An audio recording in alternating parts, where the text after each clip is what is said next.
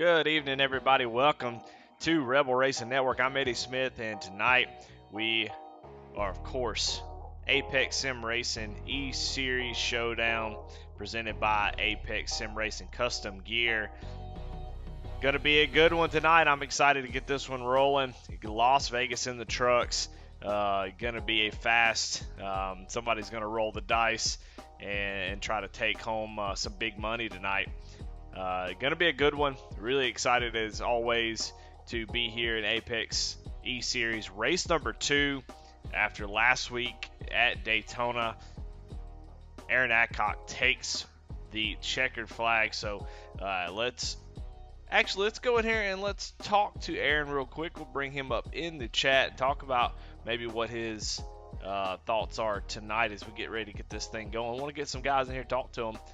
But we'll start with Aaron. Aaron, got to get my my voice to work. Aaron, this is Eddie in the booth. You got me? I got you. I didn't know where I was going. I kept getting pulled in different directions. Yeah, man. Only two hands, but I need about 4 or 5 of them. Well, tonight, getting ready to get race number 2 started. Sort of the real schedule starts after Daytona. But you were able to take home the checkered flag last week at Daytona and take the win, get started early. How you feeling about tonight? Does that take the pressure off this race, or kind of what's your thoughts as you get ready to take on this 1.5 miler? Yeah, it does take a little bit of pressure off. I don't want to be too much of a dad joke, but I guess I could gamble a little more in Vegas now that I got that win in the bank. And luckily with our season being 23 races altogether, it is pretty much winning you're in at this point. So, yeah, a lot less pressure. I kind of gamble a little bit more on the fuel strategy or anything like that. But I tell you what, I didn't learn last week is stage points matter, and they're going to pay a big dividend towards the end of the season. We had a driver last week that won the stage and didn't have the finish that he was capable of having with where he ran all night, and he's still sitting fourth place in points because he racked up all those stage points. So the first 30 laps tonight, I'm looking for points to just put in the bank to where I can have a little bit of a buffer and just in case something crazy happens. Yeah, I mean a new introduction, sort of to this series is the stage breaks with the stage points. What was the thought process behind adding that? Was it something that you wanted to do for competition reasons, or give guys a chance, or improve the racing? What was the idea behind adding the stage breaks? Well, in the past we've been known to run green to checker in most mile and a half tracks in this league. I can't say enough about the guys that race here week in and week out. They do a real great job of being patient and taking what the track gives them, and it just kind of a way to spice things up a little bit, and maybe just kind of throw a little breather there. We extended the races a little longer. Kind of throws in a little bit more of a strategy to it. Not really because there's one particular driver was winning too much or nothing like that. I mean, we got guys from the top to the bottom that can win any given week. So it was mainly just a competition thing, um, just a way to try to spice things up a little bit and make it a little more exciting, and I guess just add more paperwork for me to have to take care of from an admin side of things. But no, I think last week went good with the stage racing, and it'll show up more here. But yeah, I'm excited to see what's going to happen. But I think it's a good thing. I know it makes the broadcast a little bit longer, but um, we tend to run pretty green for the most part, so I think it'll be a good additive to the league. Oh, all right. Well, good luck tonight. I appreciate it, Eddie. Maybe I'll at least be talking to you after the race, anyways. Got to get an interview. That's the main goal every night. That's right. All right. Oh, cut him off. Cut off the series leader. But I wanted to highlight some new people here tonight. We've got a new fella on camera tonight, so we're just going to bring him up into the booth. Daniel Holcroft, this is Eddie in the Rebel Racing Network booth. You got me? I got you, Eddie. How you doing? Man, I'm doing fantastic. Wanted to talk to some of you new fellas. I saw you had a camera. I definitely appreciate that. So wanted to bring you in and talk to you about this season, about how your race went. You know, I don't want to hold you for too long. Got qualifying to do, but how you feeling about tonight? Got a little draft track still, not as much as Daytona, Talladega, but tonight you can still got your teammates to work with. What's your plan for tonight? What you gonna try to do? We're going to go hard for the first stage, try to get up front, get some of them stage points, and ran quite a few officials here last week, so got a pretty good feel for the track. So we'll see how it goes. Well, we just talked to Aaron Adcock about the stage breaks, trying to add a little bit more competition, a little bit more strategy. How do you like the stage breaks? How does that you talked about trying to get up front and getting those. Do you feel like that's a good thing? Does that add something to the racing? Do you enjoy it, or do you kind of dislike it? Oh, I love it. I think he's done a good job with the one stage break and only paying the top five in points instead of like NASCAR does, where you've got the two with the 10. I think it keeps it a little more interesting to start the race. Plus, having the short stage at the start, you can run hard, come in, get you a fresh set, and go back out, and then kind of just play strategy after the first stage. Well, all right. Well, I don't want to hold you for too long. We're running out of time on you qualifying, so I appreciate you taking a couple minutes and talking to me. Good luck tonight. Looking forward to see how y'all race for the rest of the season. Glad to have y'all, and hopefully be talking to you at the end of the race. All right, buddy. I appreciate it. That is Daniel Holdcroft, and definitely appreciate him taking the time to talk to us as we go ahead and get some of this early stuff out of the way. We want to talk to a couple of guys real quick as we get this thing rolling. Like to kind of highlight new drivers, talk to people that we don't normally get to talk to, and kind of get their feelings for the race. It's always good to get as much as possible. But let's talk about tonight. Las Vegas Motor Speedway, one of my favorite 1.5 milers. It is a really fast. It's a D shape. It doesn't have the the quad oval feel of some of the other tracks, which I do love. But this just adds another level, sort of like Chicagoland. So really, really fast track. You're gonna see pretty much wide open early on, but as the tires start to wear out just a little bit, you're going to start to see guys lift and start to see some separation. May take a few laps, but it's definitely there. So, but obviously Las Vegas, Nevada, opened in 1996. The actual, the area around the track's been around since the 70s, but the actual oval here that we're racing at, 1996. Seating capacity 80,000 people, which I don't know. I think it's a lot less now, like a lot of tracks, but course, a 1.5 miler, but it's still a pretty good show that it puts on. If we can stay green for quite a few laps, let the tires start to wear out, it is a very, very interesting track to see how guys sort of react to it. But let's go ahead and let's look at some qualifying that we got going on. A lot of guys already got their time, but we got some people out on track. Let's see if we can catch anybody that's still qualifying. Looks like Stephen Ayers Jr. going down pit road right now, so he has completed his time. Aaron Adcock crossing the line now. And we'll see where he ends up, as looks like he is just now starting his qualifying run as we go around on a qualifying lap. We're going to get a little bit of the wall. Not really sure if he got a 0x there. That will, and you see he immediately lifts out of it. So that's going to invalidate that time as that little bit of contact got him, assuming that he was done. So we have another 5 minutes or so. So once these guys are pretty much done, we'll talk to some more people, see how they're feeling about tonight. We got a lot of people on camera, so I want to highlight everybody that brought the cams out tonight. So Aaron Adcock gives up his time. Chris Carroll currently on top of the board. let's talk to who else we got in here. We got let's talk to old Chuck Pegleg Phelps. Let's see what he's on the track. Well, let's watch a lap with Chuck,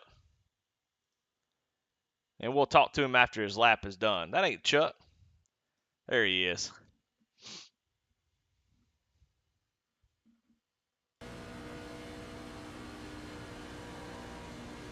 You can hear pretty much wide open. He's about a half a lane up, so that's going to hurt him just a little bit, but we'll see as he crosses the line where he ends up. First lap, Chuck, not great, sitting around 19th, so, but you see this lap, he is right down to the bottom. That's where you want to be. I mean, just so little off throttle time, you want to be on the bottom. Going up to the top is going to be pretty much useless as the throttle is wide open, with the bottom being the shortest way around the track. If they start lifting, have significant throttle time, you might see the top side be stronger. That's one of those things we'll see. And Chuck jumps up the board to 6th place with a 30.94, a hell of a lap from Chuck Pegleg Phelps. Let's get that instant reaction, and let's get him up in here and talk to him. Chuck, this is Eddie in the booth. You got me? Hey, what's up, good sir? Long time no see or hear. Yes, sir. Well, I am glad to be talking to you. We just watched a qualifying lap, and man, jumped right up, almost in the top 5, but sitting 6th at the moment. That was a pretty dang good lap. So you're gonna have a good starting spot. That's really important here at a drafty track like Vegas. Tell me about tonight, man. What are you thinking about? What you looking forward to, and kind of what's your strategy to stay up front all night? Maybe get some stage points, and ultimately try to get that win. Well, yeah, at this point or this year, the points are going to be even more huge with their implementing on stage points. So I like to at least be a part of that. It's only the top 5, of course, but um, I don't know. It's almost like a mini plate track, so it's kind of just survival. At least at the beginning, everybody realizes that it is a draft track, and it's going to be hard to pass. So. I don't know, survive and see how it shakes out at first, and then see where we're at the end. But I definitely going to try and push it for at least one stage point, brother. Man, well, excited to see you do work. Um, talking about the way the track is, as the tires start to fall off a little bit, how much are you gonna be lifting? How much tire saving is there, if at all, as far as what you've seen so far in practice? I mean, I don't want to give away secrets. I mean, you don't have to save them like the old Atlanta or anything like that. I don't think, especially with the stage break there. But and I mean, potentially you could run this thing wide open, but I think that would be not the correct choice. But I'm not saying I'm going to go into a tire saving mode like you would at maybe Miami Homestead or anything like that. So I'll be cracking the throttle. I'm just not going to say how much or when I'm going to start that because I don't want to potentially give away, my mindset. But I feel the right call is going to be. I do feel there will be some, even if it's at a minimal level. I think tire management can play into this. Yeah, I mean, it's one of those balancing things where you have to decide how much track position am I willing to give by lifting versus tire saving. Because I mean, you can give up 10 spots, taking it easy and lift, but how hard is it going to be to gain them back? So as you're running up Yeah, front, that's something that it's almost dynamic. You have to play around with it and just kind of see how the flow. As you're going down the interstate, you're following the flow of traffic. You're going as fast as they're going usually. So it seems to be in these type of races, kind of what you follow as you start up front.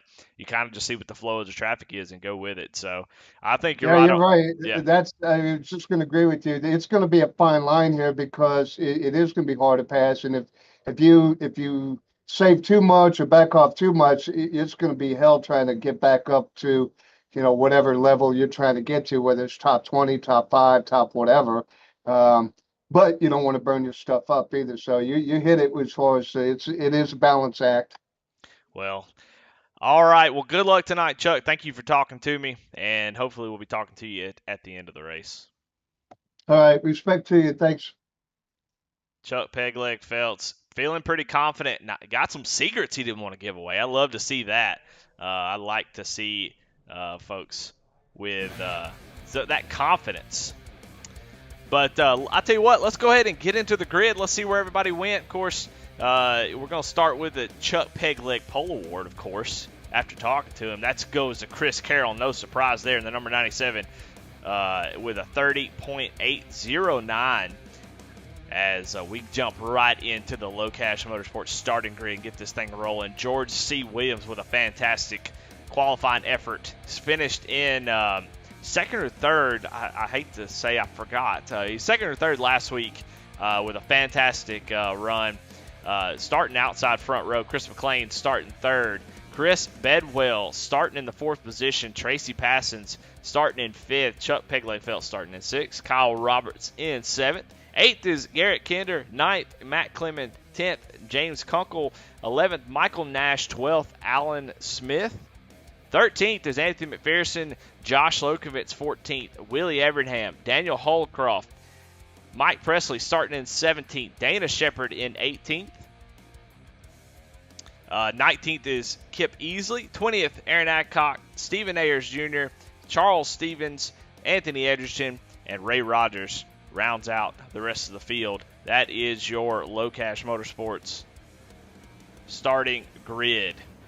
Well, Chris Carroll going to lead us down to the green flag as we look at the race analysis real quick. Craftsman Trucks, 120 laps, 75% fuel, 4 sets of tires, and of course the aforementioned, just made up a word, lap 30 stage break.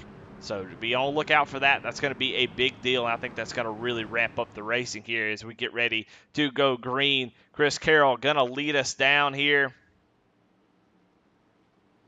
120 laps at Vegas. Who's going to take home the victory tonight? Green flag is out.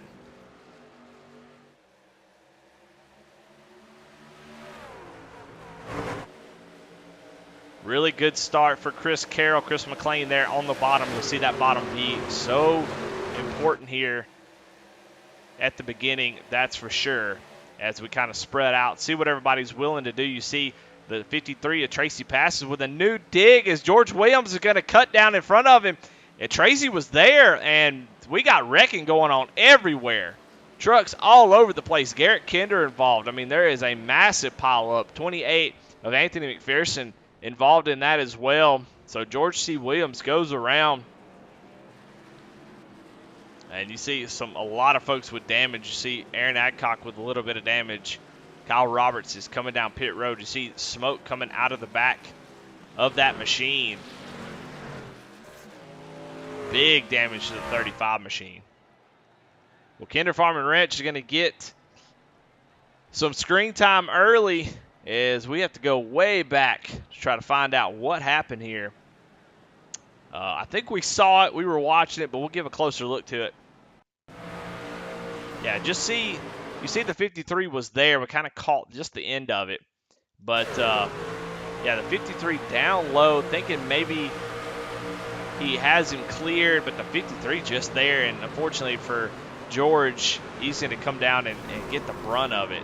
And just guys piling in. Michael Nash coming in at the last second. And you see Garrett Kinder with a piece there. So, yeah, I mean, just, I wonder if George thought maybe Tracy might back out of it, give him that space since it was so early. But, yeah, just not the case. Yeah, just trying to get down to the bottom. That just highlights how important it is to get down to the bottom of these tracks like this. So already a big wreck with a lot of damage truck. We got guys all over pit road. George Williams, of course. Garrett Kinder comes down pit road. He might have taken a fast repair already. That's pretty early. See Josh Lokovitz as well as Daniel Holcroft, who we just talked to. Wanted to get up there and fight for some stage points, but that wreck early going to make it very, very difficult to get those. Got some guys on pit road trying to find a dang camera for them. Where's the camera at? 48 of James Kunkel and Alan Smith actually sitting on pit road. These guys have a fast repair, but it seems like they're electing to not use it. You know, I think if you've got enough damage, I think you just got to use it early on as much as you don't want to. You're going to find yourself way behind the pack with maybe a truck that's not handling good. But the front end looks pretty solid. The right side's really what looks really bad on that number 3 machine, so maybe he was able to get enough damage to get that thing going. And then James Kunkel as well. Truck looks a little beat up, but may be okay. But up front, side by side, getting ready to go back green after that caution. Yeah, just a little bit of issue getting that stuff. You kind of, this guy's fighting for the bottom. That's how important it is to not be up on the top. George C was pushing up against the 5 truck, just trying to clear, get as much speed as he could, pushing the 5, trying to open up that gap. And unfortunately, Tracy was there, and that brought out the first caution. We got some people in chat. We got Steve McDonald, Ratchet Miller, Kevin Kinder. Glad to have those folks in chat tonight. Y'all be active. Holler at me. Let me know what's going on. And I know y'all want updates on the 13. Well, we'll give them to you. I'm a man of the people. That's what I like to do. But highlighting this front row, Chris Carroll, Chris McLean, the Chris and Chris show happened all season last season, and looks like it's going to continue. Chris Carroll, of course, extremely dominant all season long, and looks to continue that. He missed last week, but here he is back with a great restart here as he starts to pull away early. Gonna have a nice gap going into turn 1. Tracy Passon's on the inside of Chris Bedwell.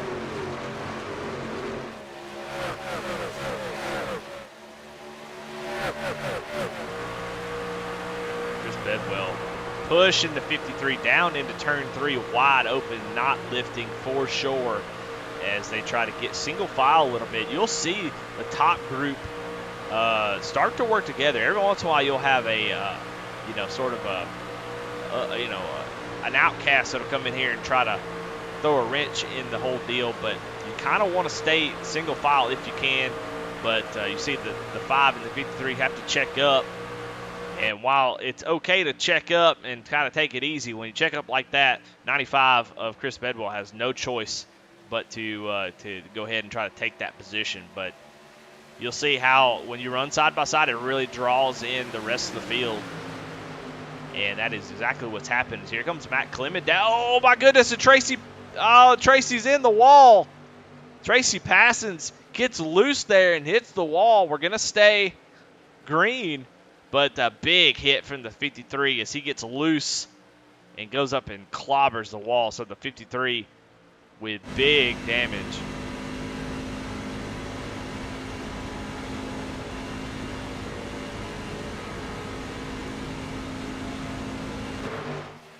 As we go back up front, we stay green.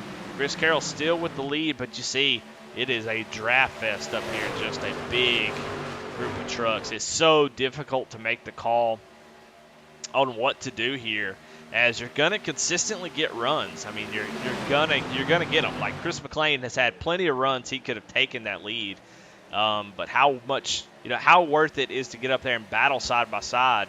I think as you go back outside the top 5, it is very, very worth it. You see Aaron Adcock, who we saw part of that accident, who got his fast repair. He's running up that top line behind Matt Clement, and he is currently in the 7th position, so he's made up a ton of spots in that 17 forward. Well, they're spread out almost 3 wide here on the backstretch. As, man, look at this cluster of trucks. Yeah, this is, if you're running up front, that's why. Oh, and Willie's going to get loose in the 19 of Matt Clement, goes through the grass, and they keep it together. Very, very frustrating.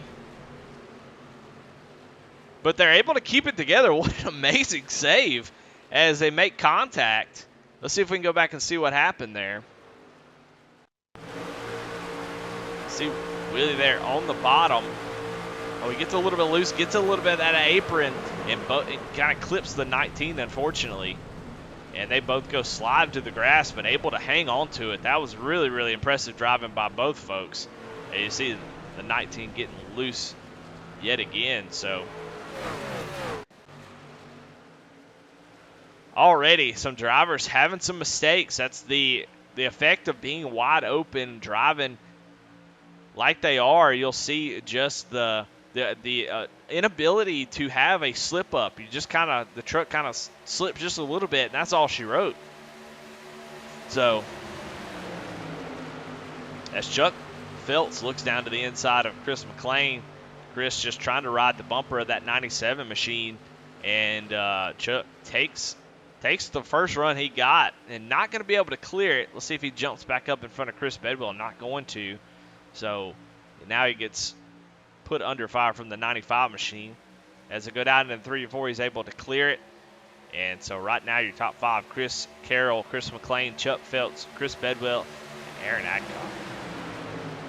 Matt Rogers says, what's up, guys? What's going on, Matt? Glad to have you. Oh, somebody else in the wall. That's Garrett Kinder. The 13 gets into the wall, entering in turn number 1. He's able to hang on to it, but he's going to lose a couple spots as Ray Rogers brings that number 51 Toyota to the inside. And you see George Williams has recovered after that first little incident, working himself back into the top 15. But you see right now it is just a mess. So what I'm trying to talk about with this is you kind of want to run single file to try to pull away if you're the top 4 or 5. That's why you see Chris McLean really trying to just stay locked onto the bumper of that 97 machine, as that just really gives them a lot of momentum. They're not really drawing in the rest of the field like what's happening right now. But you're going to get runs, and you can take, every run that you get, but it doesn't mean you'll be able to complete it, and it could hurt you later on. So it is just it's a weird game that you have to play. You have to make those decisions. We talked with Chuck about those decisions. You see the 5 gets to the outside of the 97. Let's see if he can make that high line work. I think it's a little bit too early, but we'll see. Able to hang with him there off of turn 4. Chris is going to have the run down the straightaway, so we'll be able to clear and take that lead back fully. But yeah, not a bad little look there. Be interested to see how that plays out later on in the tire run. But yeah, this track is really widening out a good bit. You see the top line, low line sort of being this about the same right now. So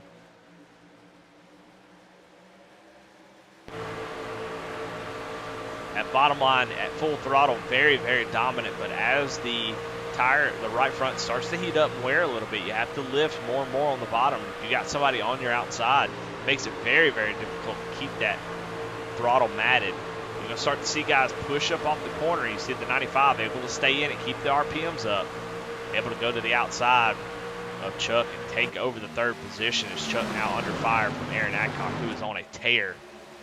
He is up there trying to get those stage points. We got about 13 laps until the stage break at lap 30, and that's going to give points to the top 5. So that's why you see so much jockeying position. Top 3 trying to pull away a little bit, but back here towards the top 5, this stage break really showing how important it is and how beneficial it is to competition. Man, these guys are racing their guts out. Let's go on board with Aaron Adcock as he works the top side, hops into that top 4.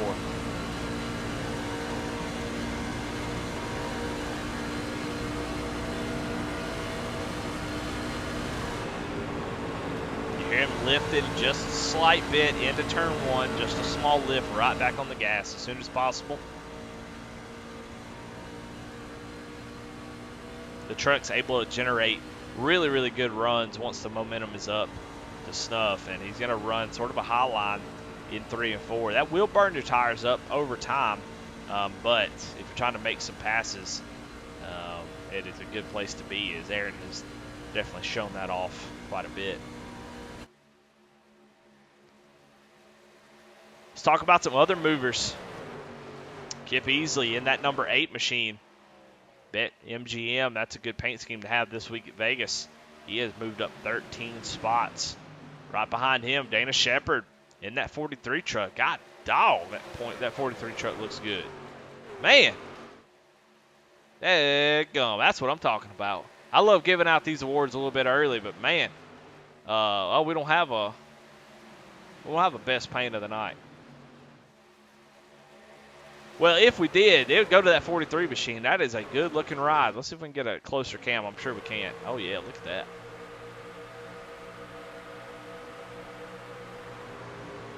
I like it. He goes out to the inside. They always going to push up the track. Going to have to really put a lot of wheel into it. Trying to keep that thing down on the bottom as tires start to wear out. You're starting to see that sort of play out as guys are trying to make these passes. And that right front just not operating like they want it to. But yeah, that's a great paint scheme.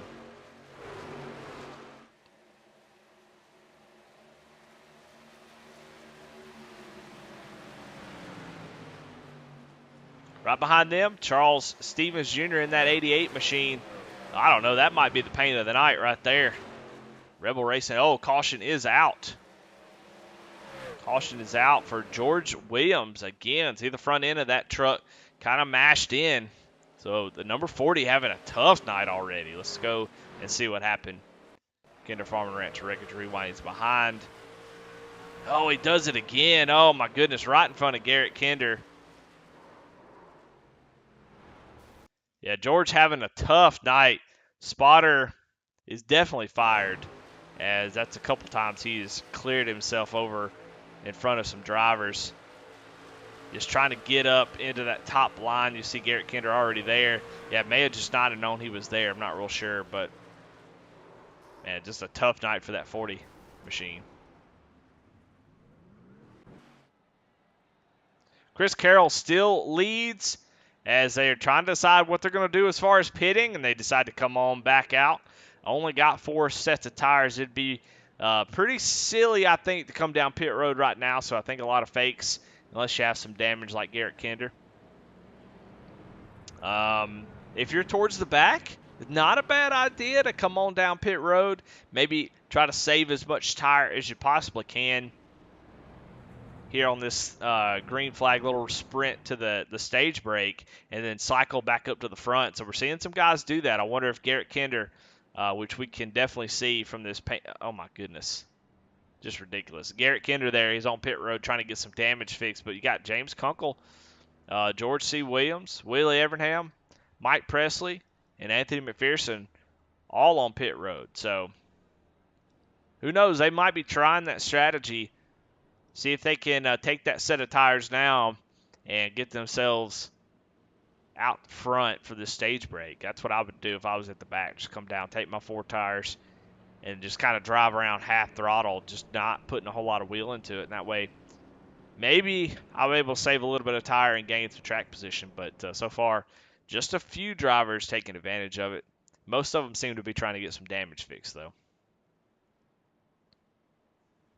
Well, while we're under caution, just want to talk about the title sponsor here, Apex Sim Racing Gear, apexsimracing.com, and go check out their site. This little demo of it, you see you got all kinds of really good, high-quality gear here. All 5-star reviews is because it's all handmade and the quality that you expect when you want to spend money. No sim racing gear is cheap. There ain't a dang thing for sim racing that you can buy that's cheap. And a lot of times you spend a lot of money for some cheap crap. Excuse my language, but here at apexsimracing.com, they don't have any of that. So definitely appreciate Jimmy and all those at Apex. Go check them out. Go see what they got in stock.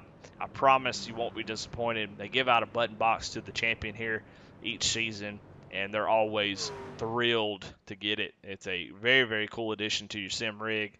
All kinds of different accessories. You might be thinking, man, I wish I could do this on my wheel. I wish I could put this button box here or something like that. Go on in apexsimracing.com and see if they got something.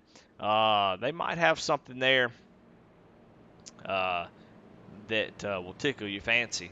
It might make that rig what you're looking for it to be. So Go check out their website.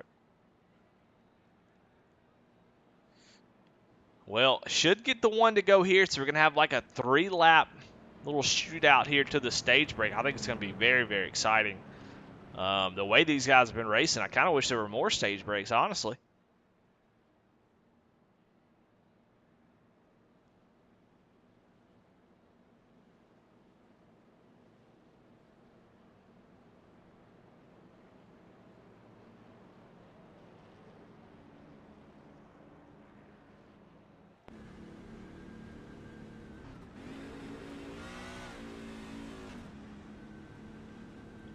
Lights are off.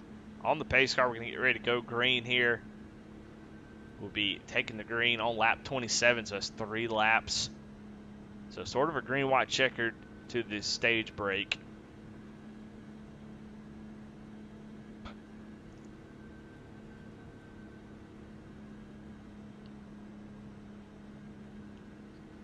And we will, of course, talk to our stage break winner, whoever that is.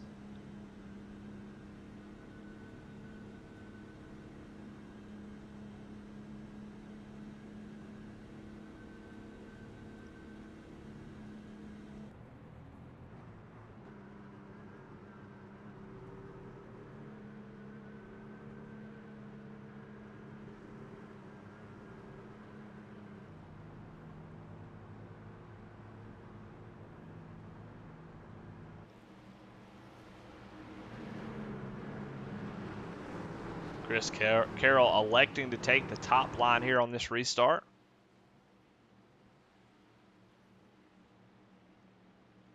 Obviously hoping to break up that Poman Motorsports 5 and 17 from being able to try to get locked up and get around him. But green flag is out. 3 laps here to the stage break. Chris Carroll with a nice jump.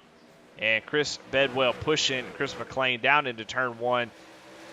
Aaron Adcock going to have to slide down to that bottom line.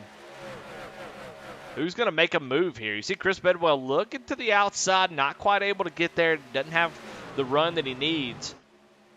As I go down into turn 3, they are getting up to speed. Should be almost wide open here.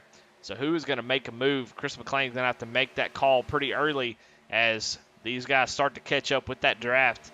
He may find himself out of contention for this stage break. Taking a wide arc into turn 1, that 5 machine is going to try to get a run right here. Let's see if he can get it. Down the backstretch, no takers just yet. I believe the stage break will be, I don't know if it's going to be when they take lap 30 or after lap 30. So we'll find that out here together. Right now, Chris McLean trying to set up Chris Carroll, looking to the outside. Let's see if he can get there. Looks not quite able to get the run. He's going to look down to the inside as they go down into turn 3 and 4. It's just those two. Chris Carroll going to drive down to the door of the 5 machine, make him work for it as they come off the corner. Chris McLean not able to get there. And I believe Chris Carroll will win the stage. We'll see for the official. We'll see what they decide to do. And caution is out. So that is your stage break winner. Chris Carroll takes home max points. Chris McLean in second. Chris Bedwell third. Fourth, Aaron Adcock. And fifth, Dana Shepard was able to get that last spot. So big, big deal for that stage and get those points. That can make all the difference towards the end of the race.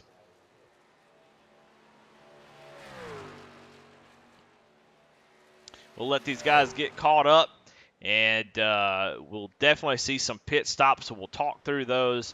And then once pit stops cycle through, we'll talk to Chris Carroll and talk to him about his stage win here.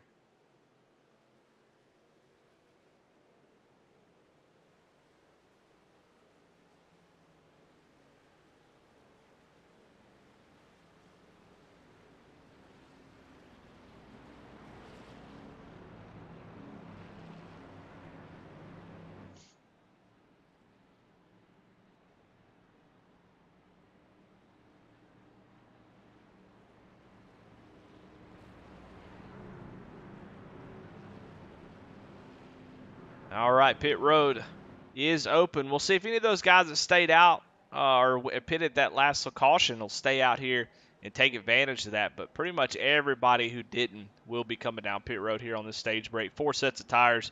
That means they had 1 on the truck, and then they have 3 extra. So only going to have 2 extra sets after this pit stop. But everybody comes down pit road. 4 tires and fuel will be the call. We'll see the battle off of pit lane.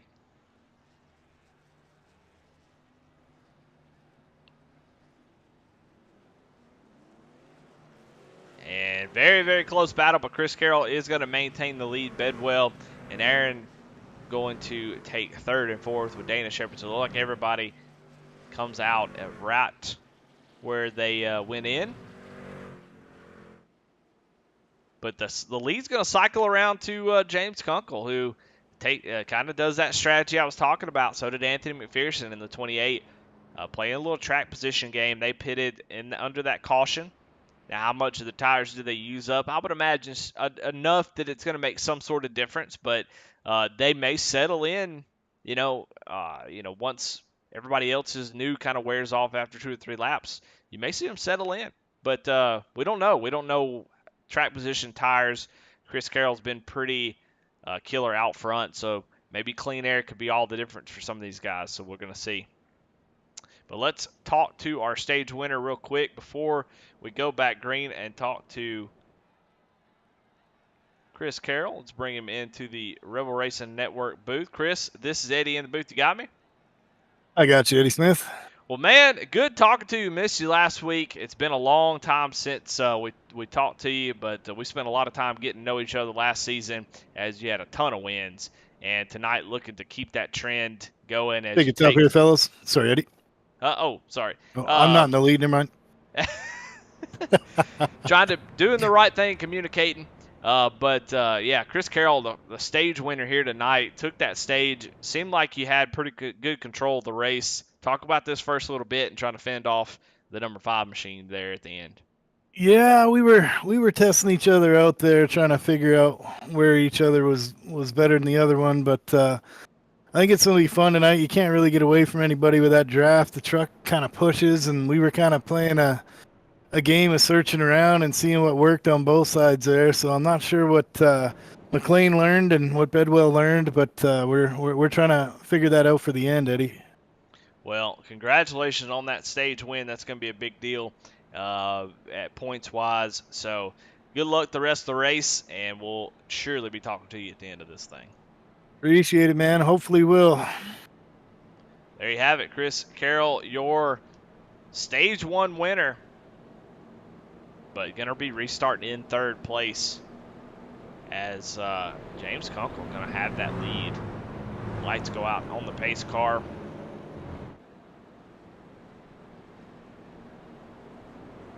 Going to be interesting to see how these, the tire situation works.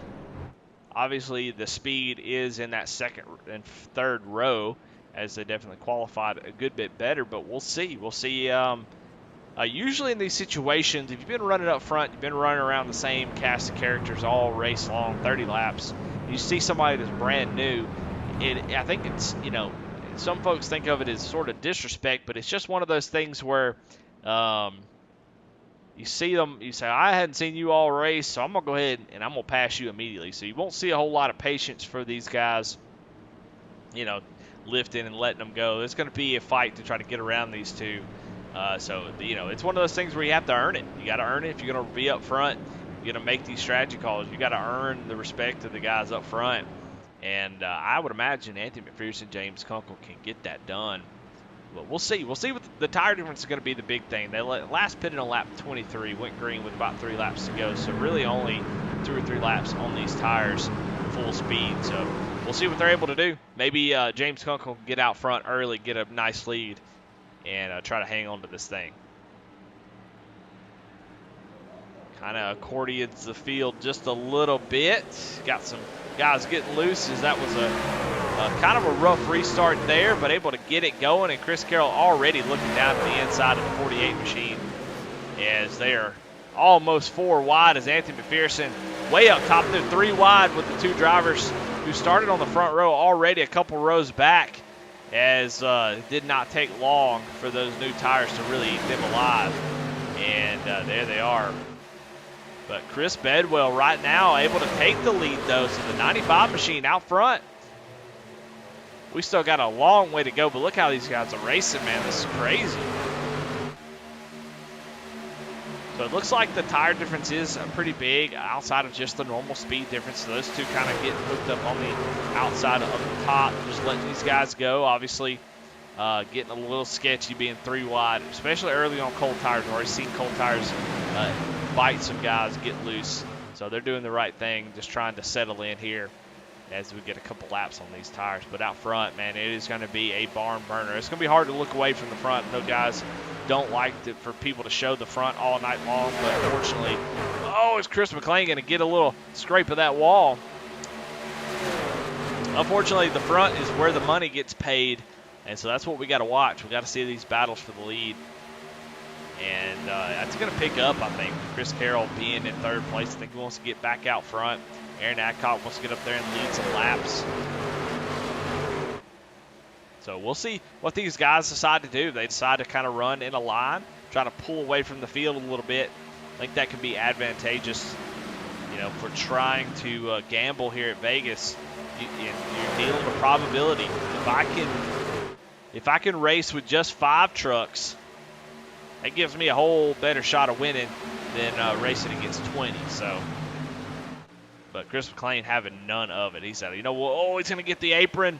Not quite able to clear the 95. 95 going to fight back as the 5 clips that apron just a tad bit, and that was enough to not allow him to pull up in front of him. So Chris Bedwell going to fight back on the outside. That's going to draw the whole field. You see what I'm talking about. Just that one move by Chris McLean and not being able to finish that move.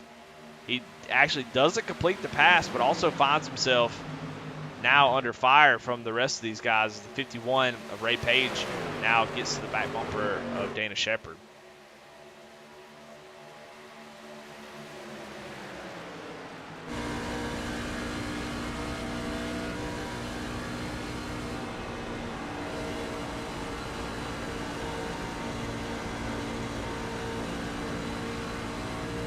Ray Rogers on the move, up 19 spots. You can see that green 19 next to his name. Man, he is really scooting as he started almost at the back. We saw him do that a lot last season. We talked to him about it. And, towards the end of the season, started trying to qualify up towards the front and race up there.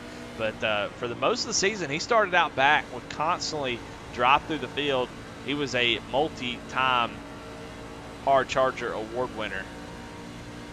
So looking to continue that trend, but decided to start qualifying towards the end of it's just so hard to start in the back. It takes so much time, so much effort, tires to get up towards the front.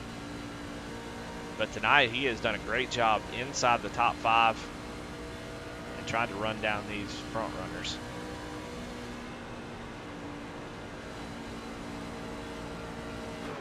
He's got a battle in for 3rd place. Chris Carroll under fire from Aaron Adcock, as the front has been just a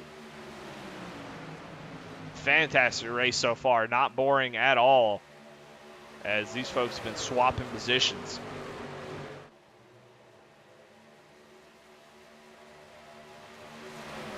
Looks like George Williams has parked it. Must have terminal damage, so unfortunately for George Williams fans, looks like he is either going to park it or he's got substantial damage he's trying to get fixed. But disappointing night for him, but I know he'll come back strong next week. But right now, man, you see the difference passing. We talked about passing being difficult, and you're seeing why. We see Aaron Adcock up there trying to make a pass for 3rd place, and now he sits in 5th, as him losing the momentum trying to make that pass was enough to get a pass by Ray Rogers, and now he's under fire from Dana Shepard. Just whenever you lose that momentum, especially when you're close to being wide open, It takes a lap or two to really gain that back, especially with the draft. So it's one of those things we saw Chris McLean try to make that pass on Chris Bedwell with that run and wasn't able to complete it. And that's what you have to do. You have to time it just right, set up that guy, and know that you're going to be able to clear him for the next turn. As you don't want to have to lift, and you definitely don't want to get out of the groove and lose 2 or 3 spots. Because right now, I mean, if McLean slips at all, he's going to be 6th before he knows it.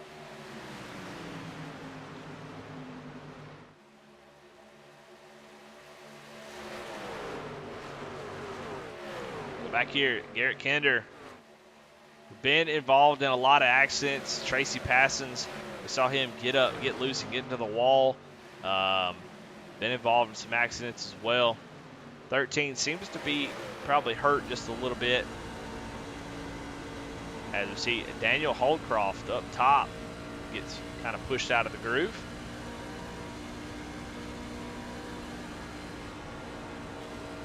Definitely seems like that 13 having a hard time getting steering input into that truck, but we'll keep an eye on him. He could surprise you.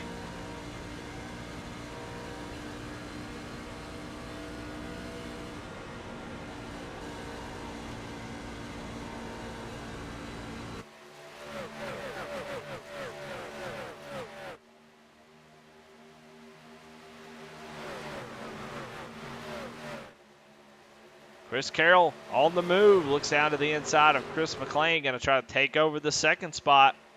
Not quite able to clear, and McLean fighting back on the outside.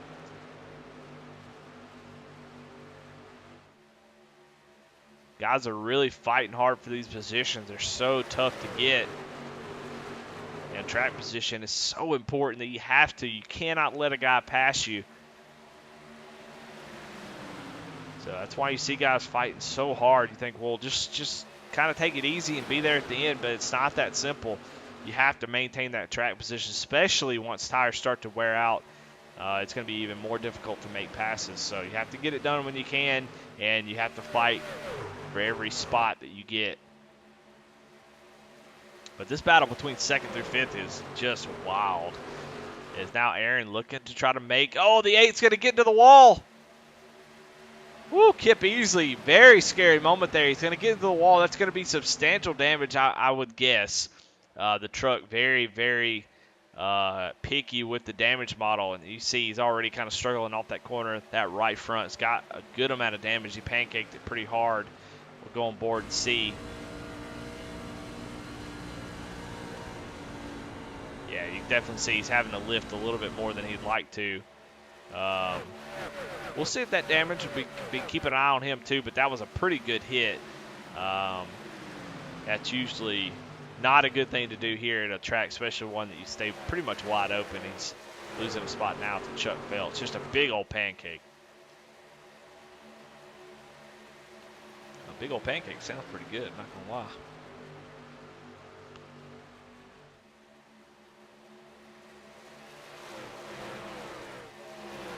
So he's going to lose a couple more spots to this Po-Man train. You know, I don't know Low Cash, Po-Man. They're sort of affiliates, but I'm not real sure who's on what team. I need to get a team list, but regardless, they're all affiliated, and they go around him. So Kip going to drop back to 10th place. Still up 9 spots from where he started. Just pretty disappointed, I'm sure, in himself getting into that wall. I don't really have an incident for it, so I can't go back and look at it, but if we can get a caution or something like that come down, if he still has a fast repair left, he can use that or try to get some damage fixed. If we get a caution under green, it's going to be fast repair bust.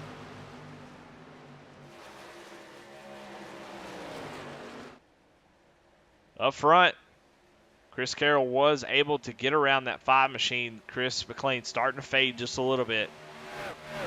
He has a tendency to do that. Chris McLean, very, very aggressive on early runs.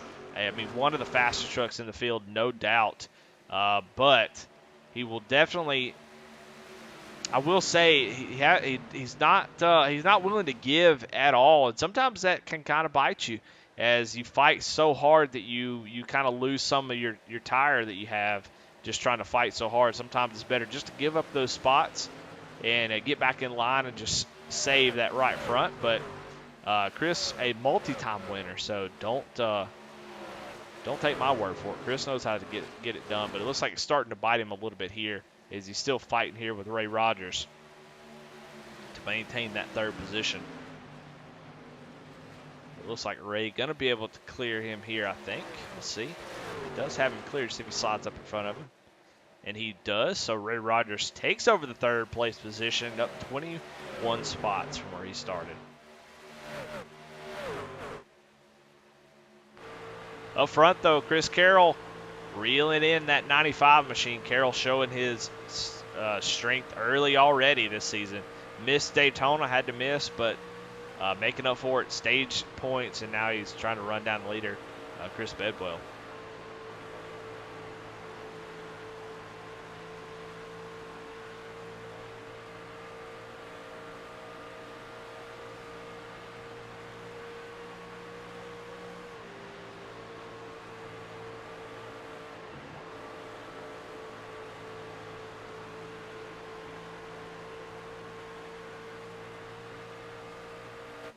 Honestly, Chris is in the best position. He has about half a second to Ray Rogers, which is still in draft range, but he's getting a nice pull from Chris Bedwell, so he can kind of take it easy. There's no reason to push and try to get to Chris immediately.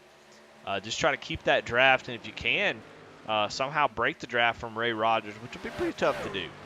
But if you could and make it a two-horse race, that's what you want to do. And you're starting to see the separation start to happen here. You see there's pretty nice little gaps back to the other drivers as the tires starting to fall off just a little bit. This is when the racing gets good. This is when you see who is able to save the tire that they needed to get through the long run. And then maybe some folks who didn't, who pushed a little bit too hard.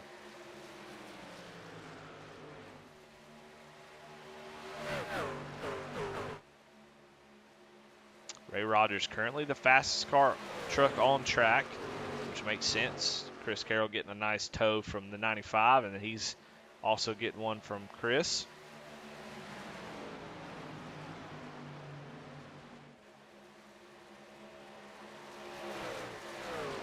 Ray Rogers, a championship contending driver for sure. He's pretty much a lock to make the playoffs. He'll get a win for sure sometime this season. I feel pretty confident in that. And if not, he'll definitely point his way in. Yeah, just a fantastic driver. He's always there, can stay out of trouble. And he's always in this position right here, which is sneaking around in third place, just hanging back there. And towards the end of the race, he's usually in a podium spot. So, championship contending driver for sure, along with Chris Bedwell, Chris Carroll, Aaron Adcock, Chris McLean. There's quite a few drivers, Garrett Kinder, and maybe some guys that are new here that may show some strength, but there is a lot of guys that I expect to see in the championship hunt this season.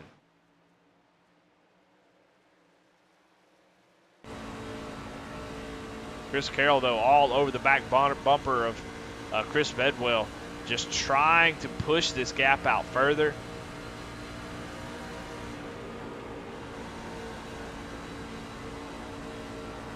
And they're definitely doing it as the top three are starting to pull away just ever so slightly, about a second now. The top three have over Aaron Adcock in the fourth position, as Aaron and Chris were kind of fighting side by side for a second there.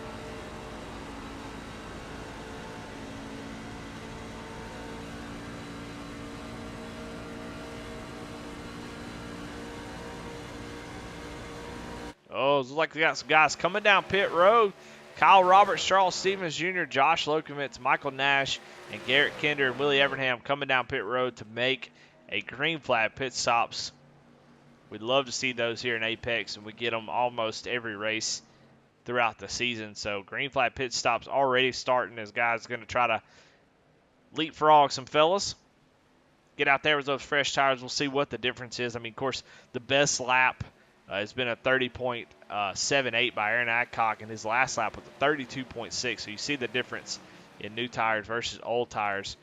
So far, it looks like everybody taking 4. I don't see any 2-tire takers. I think that would be a mistake for sure. They come back out on track side by side. Kyle Roberts, Charles Stevens Jr. Got to make up as much time as possible. But here comes Chris Bedwell making his pit stop. Chris Carroll comes down pit road, gives up the lead. Anthony McPherson also on pit road. Kip Easley, Daniel Holcroft, Stephen Ayers Jr., and Anthony Edgerton. So pit road is wide open as Ray Rogers assumes the lead. And we expect to see these guys down pit road pretty soon. You just don't want to stay out any longer than you have to. It's just the difference in tires is going to be too much to deal with. You'd like to hope for a caution, but it's just such a bad call if the caution doesn't come out. You're just really gambling here. But Ray with a nice little gap here to Aaron Adcock in that second position, who is electing to stay out as well.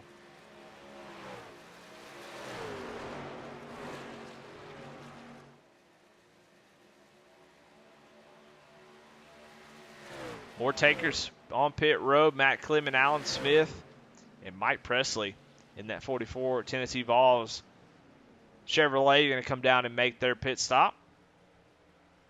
We're just a little over halfway, so expect them to go quite a few laps here on these tires. So really, guys going to have to really stretch it. But Ray Rogers still with the lead. 6 cars on the lead lap at the moment, as the top 6 have yet to pit.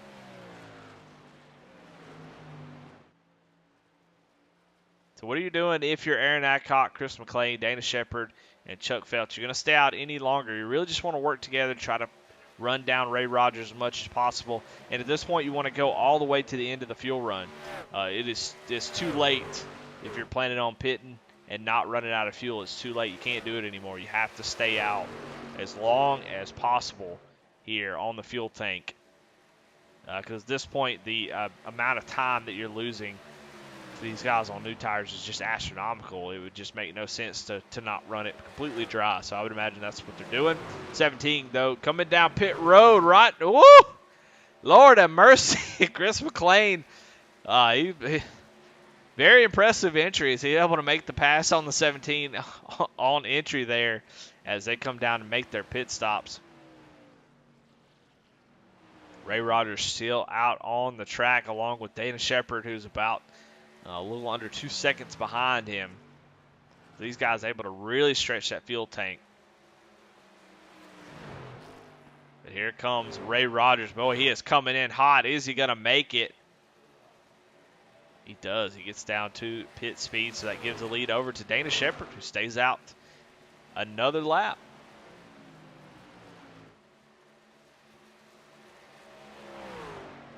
Expect to see him pretty soon. Chris Bedwell and Chris Carroll running nose to tail as they come out with a massive lead over everybody else, as they have almost a 4-second lead over what will be third place Kyle Roberts. So interesting decision to stay out a little bit longer than these guys. I figured once somebody up front came down pit road, pretty much everybody would follow immediately. But it looks like some guys are electing to stay out a little bit longer. We'll see how it plays out. I'm not real sure. It seems like these two drivers right here did the best they could as Dana Shepard gives up the lead, comes down pit road. So these two will be your lead. Talking about Garrett Kinder. Garrett Kinder right now running in the 7th position, as they have called up to this 2-car tandem of 17 and 5.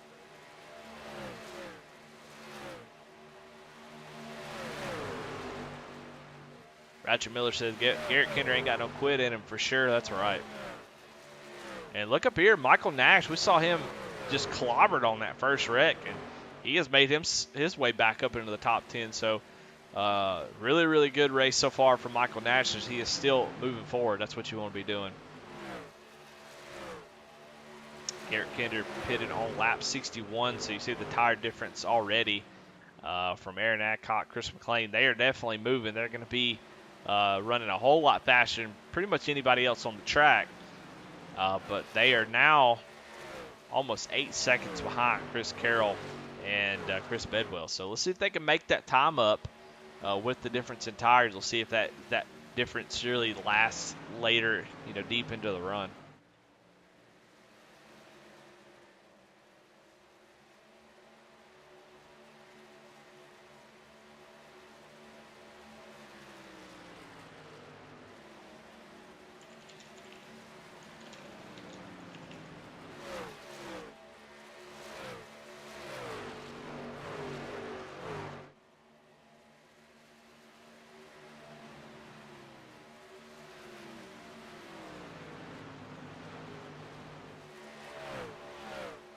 Well, all right. Well, my throat is getting sore already, so I'm going to bring some help up into the booth. Fortunately, it is George Williams, who was in the race, but now going to hop up in the booth after a tough exit here in this Las Vegas Motor Speedway race number 2.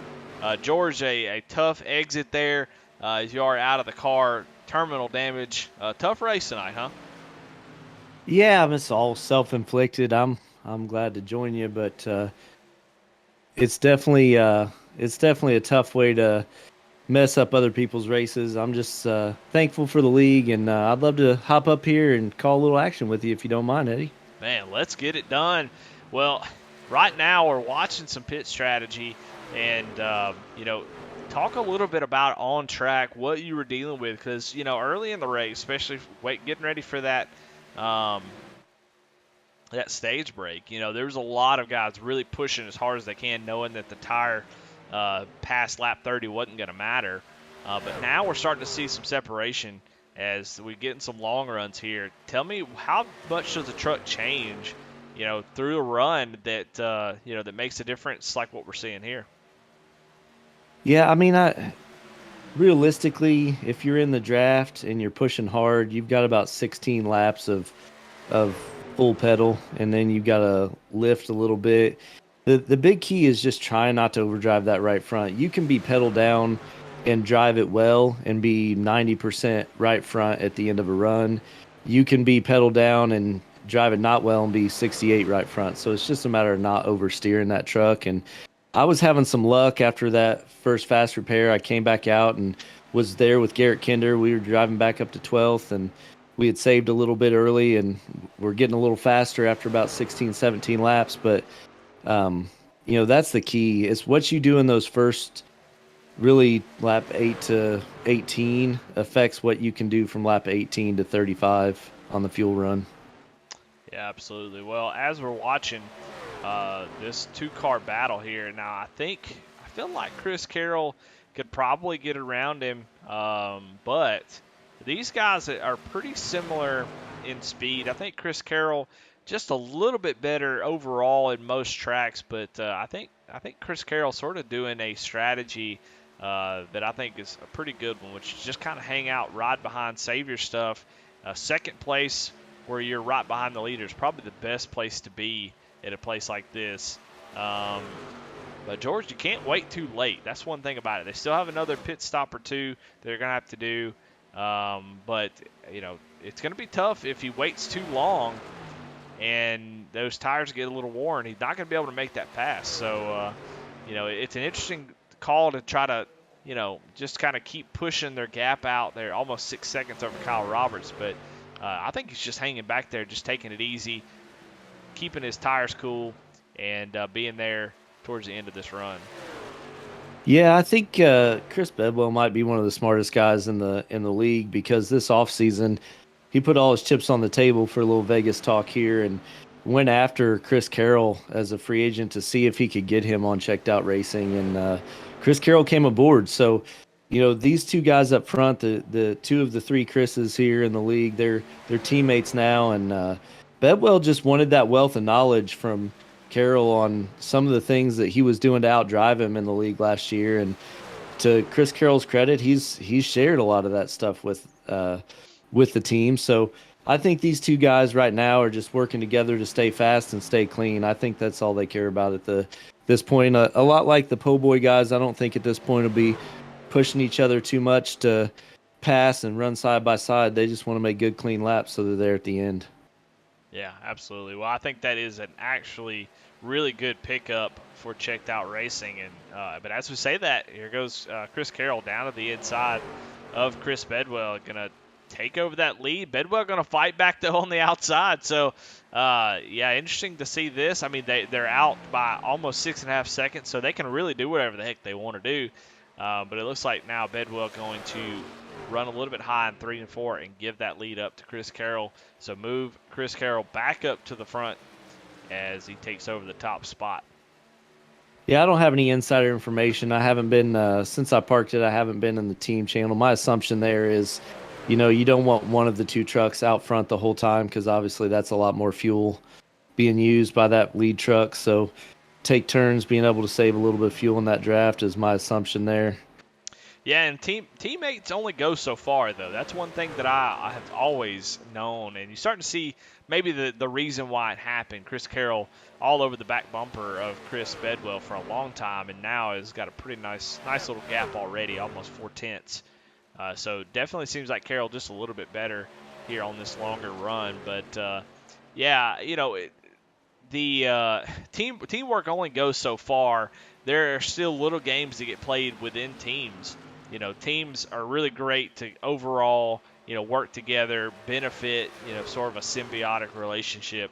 But at the end of the day, it's still a singular sport. There's only one winner. Even though you like to see your teammates win, deep down, I think there's a lot of guys who want to be the winner. They want to see themselves win. And even in Po-Man and all these other teams, there are guys who are out there to win, and they want to get that win for themselves. So you'll see teammates, use each other for some time, and then try to maneuver themselves in a better position. So, yeah, just interesting how that plays out sometimes.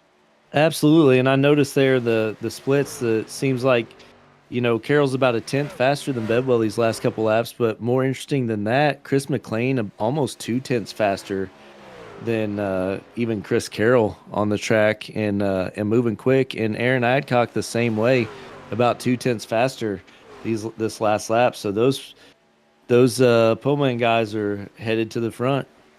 Yeah, good call. I just don't know. I question the strategy, and I hate to be the type of person who questions people on the track, sitting in the booth, as obviously I have no idea. But I question the call. I mean, I can still say my opinion. I'm the one with the microphone and the stream, so I can say whatever I want to say. But I question the call to stay out a little bit later and give up that track position, as they really have to gamble that they're going to be able to make up the time to get back to them.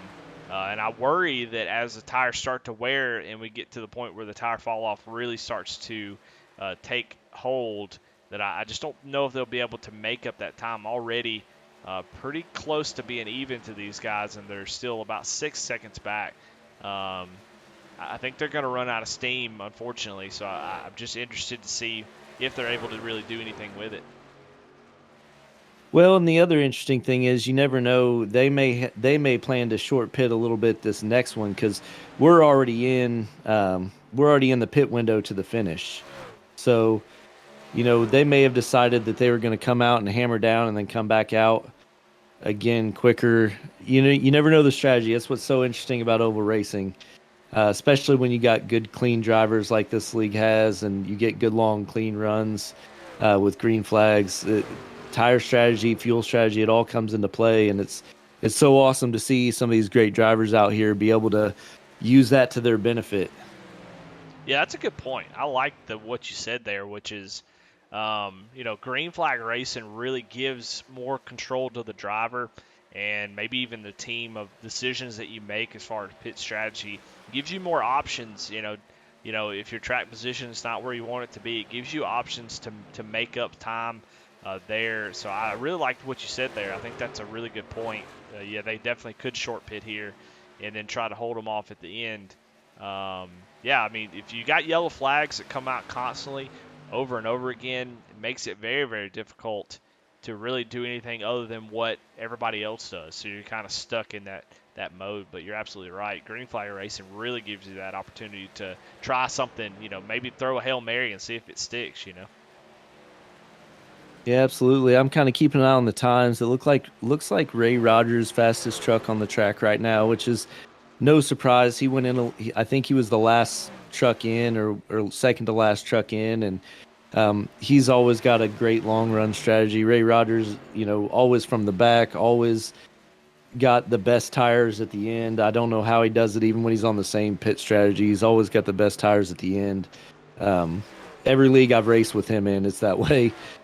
He's just so solid on the long run, which is why I think he just doesn't want to mix it up, holding people off early on. Part of why he doesn't really usually qualify or attempt to qualify. He just kind of runs from the back on these long races and bides his time. But he seems to be the fastest truck on the track right now. Yeah, a little update about Ray Rogers. A normal pit stop between, based on the time that I have in sim, which is about a second slower than what they get in the actual truck. But most everybody in 14, 15, high 14s, low 15s. Unfortunately, Ray Rogers 27, almost 28 seconds on pit road, so he lost quite a few spots and a lot of time. So I'm not really sure what happened. It seems a little odd. Not really a penalty, it doesn't seem, but he was on pit road for almost 12 seconds longer than anybody else on the track. So obviously a problem that Ray Rogers had. He's having such a good run. Should be able to make up some spots, but definitely seemed like he was on pit road a little bit too long. But talking about your strategy of coming on down, making that pit stop early, Garrett Kinder looks like he is going to pull the trigger first, bring that 13 Kinder Farm and Ranch Ford F-150 down, try to make up some time and get those 4 fresh tires and put them to work. Yeah, it's going to be interesting, Garrett. I again, apologies to Garrett, on that lap 22. I definitely got self-cleared myself to the wall. I didn't realize he was there. I put my truck right across his nose and messed his run up, and hopefully he'll be able to recover, as he's a great driver. I'm sure he will. But we'll see if this strategy coming in early is going to pay off for him. Well, once he did it, it opened the floodgates. Kyle Roberts, Josh Lokenvitz, Michael Nash, Charles Stevens Jr., Mike Presley, Alan Smith, and Anthony McPherson making their way in. Here comes Chris Bedwell, going to give up that second place position and get his 4 fresh tires. And we got a little race to the end here. As we go back up front, go check out Chris McLean, see that gap.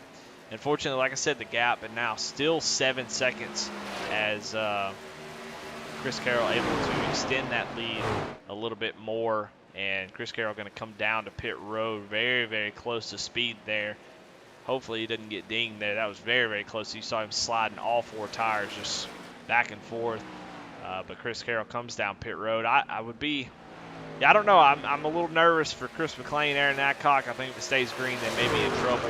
They're going to need a caution. Maybe stay out here longer again and try to get that caution. Since they stayed out so long, you can kind of try to push it even further here and hope for a caution. If you get it, you'll be in great shape. But I think if they don't come in now, they really don't have much chance of winning if they continue to stay out. So we'll see how it plays out. But 25 laps to go. Yeah, Well, I think it's going to be tough. I certainly agree. At this point, with clean pit stops, as long as Carroll didn't get a penalty there, which didn't look like he didn't get held. So it's going to be tough. These new tires are going to be coming by real fast, and the gap's just going to be in here. It looks like McLean is going to be pitting in, and Tracy Passons as well. Yeah, they saw as they almost get into each other. They saw Chris Carroll come out, and knowing that in the next turn or so they're going to Chris Carroll going to unlap himself, so the advantage is going to go away. So deciding to come on down pit road, I think this is the right call. And if they do get a caution from here on out, they'll be in good position and be on equal tires to try to do something with Chris Carroll there. But yeah, just some interesting strategies. We'll see if it goes green to the end, how it all plays out. Little field investigating I did here, since you got a second person in the booth able to take advantage of it, get your money's worth. I went and looked. Ray Rogers on that first pit stop, you said he was long. What happened? And I think this may be a part of the update. We've got that new auto fuel thing. Unfortunately, Ray Rogers did not have the tires checked. It fueled him up when he went into the stall, and then it cleared him to move, and then he changed tires. So it must have got the tires unchecked somehow, and he had to wait an extra 10, 12 seconds to get those tires changed after it filled up his fuel because he didn't have them checked when he got in the box. Well, he must have got his pit crew from IMSA series because that's what they do. They do tires and then fuel. So his pit crew got confused of what kind of car they were pitting, and so he had to. So good call there. That's interesting. I did not know that was even a thing. So now we know what happened to Ray Rogers. But yeah, right now Dana Shepard's staying out on the track. He ran long last cycle, and he's about 9 seconds ahead of Chris Carroll. So we'll see if he can get himself a caution. That would be pretty advantageous to him, especially if he can run. If he can run it another 5 or 6 laps, get a caution, go down, take 4 tires, he'll have a pretty nice advantage on the field. So, but if he has to come down, Chris Carroll will be your leader. He has a 3.2 second gap over Chris Bedwell, who will inherit the second position, and then about 4 seconds back to Chris McLean. Sorry, go ahead.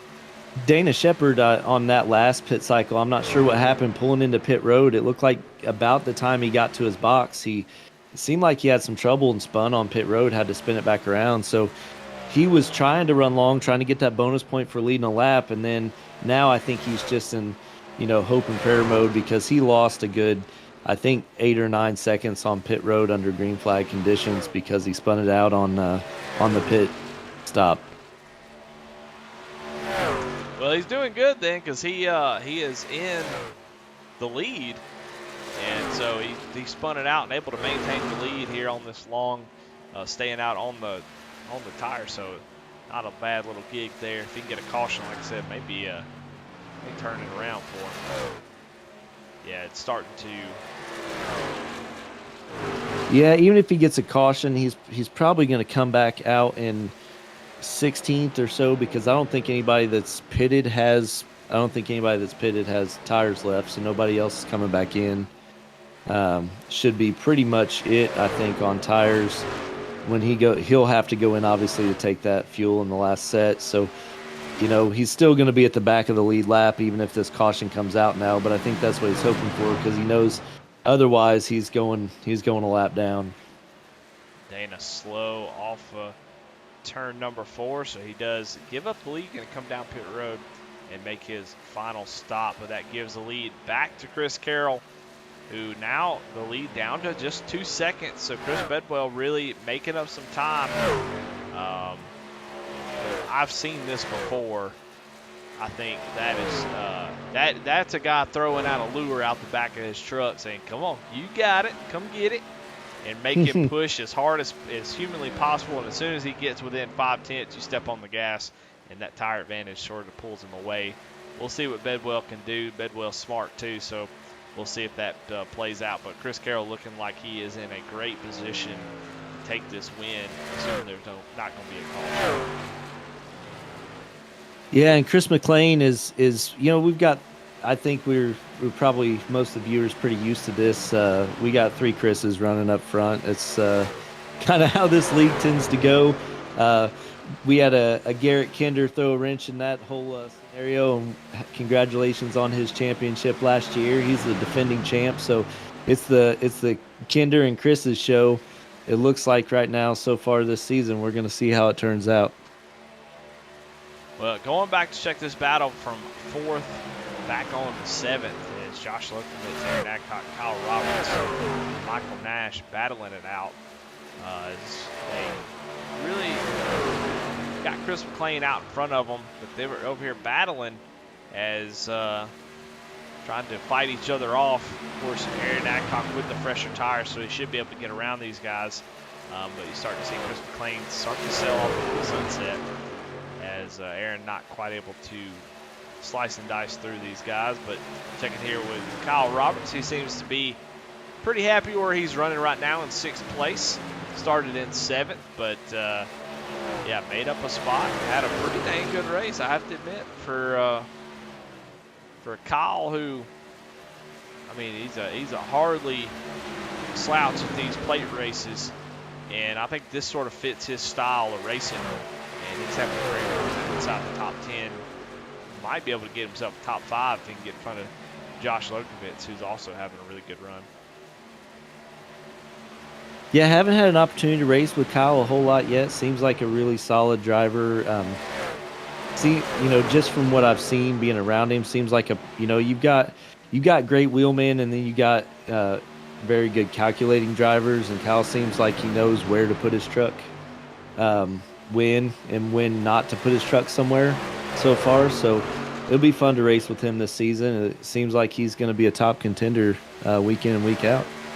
Yeah, if you can keep him out of the hot tub, he is a fast driver, but it's hard to keep him in. He's always trying to get him out of the hot tub and get him on the track and practice. But well, Eddie, when you get old like us old people, sometimes you need a little extra time in the hot tub to get the muscles relaxed. Well, yeah, I know something else he does that keeps the muscles relaxed too. It's probably sitting over to the side of him in a can or a bottle form. But yeah, he's still running pretty good. That's great. Let's down the inside of Josh Lokovitz. He's going to try to get that top 5. I think these fellas are teammates, but if just teammates around you, that's who you're racing to. He's down the inside, not quite able to make that pass, but he's got a top 5 on him.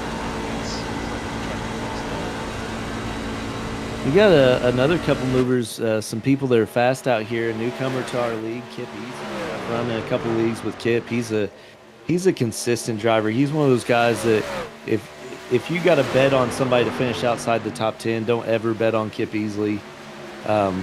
He's gonna be there.